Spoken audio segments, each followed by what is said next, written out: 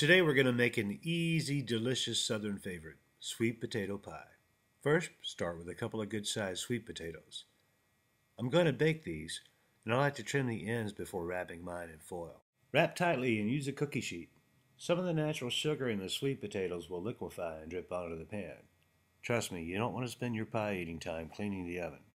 Bake at 400 degrees until they're soft when you squeeze them. This will take about an hour.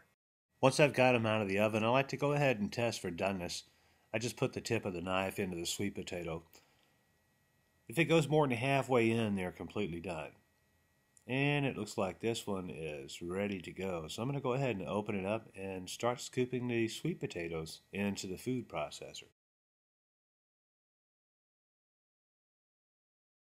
Now we're ready to go ahead and puree the sweet potatoes. So I'm going to put the lid on here and give it a quick spin. Wow, that was quick. Now we've got our sweet potato puree. I'm going to go ahead and start adding the other ingredients. First up, I'm just going to do a cup of regular sugar. If you want yours sweeter, you could add more sugar. There's no harm in that. And next up, I'm going to put in a quarter cup of brown sugar. The brown sugar gives it a deeper flavor, but if you'd like a nice, bright, light pie, by all means, you can leave the brown sugar out and just substitute it for a little bit more white sugar. I'm going to go ahead and blend that in here till we get it completely incorporated, and then add just a few more ingredients. 2 healthy tablespoons of unsalted butter. I'll blend that in. Then I'll add a little vanilla extract. This is about a tablespoon, followed by some cinnamon.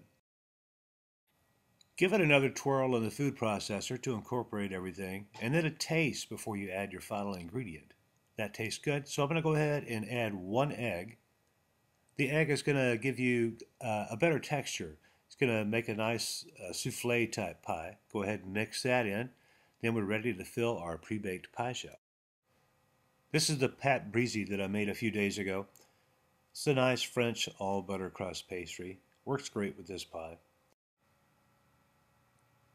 Now we're filling the pie crust. Go ahead and spread that out with a spatula, tap it a few times to make everything settle. And then I like to garnish mine with pecan halves. We're going to bake this at 350 degrees for about an hour. Then I'm going to let it cool down for at least an hour. Cut it, serve it, and enjoy.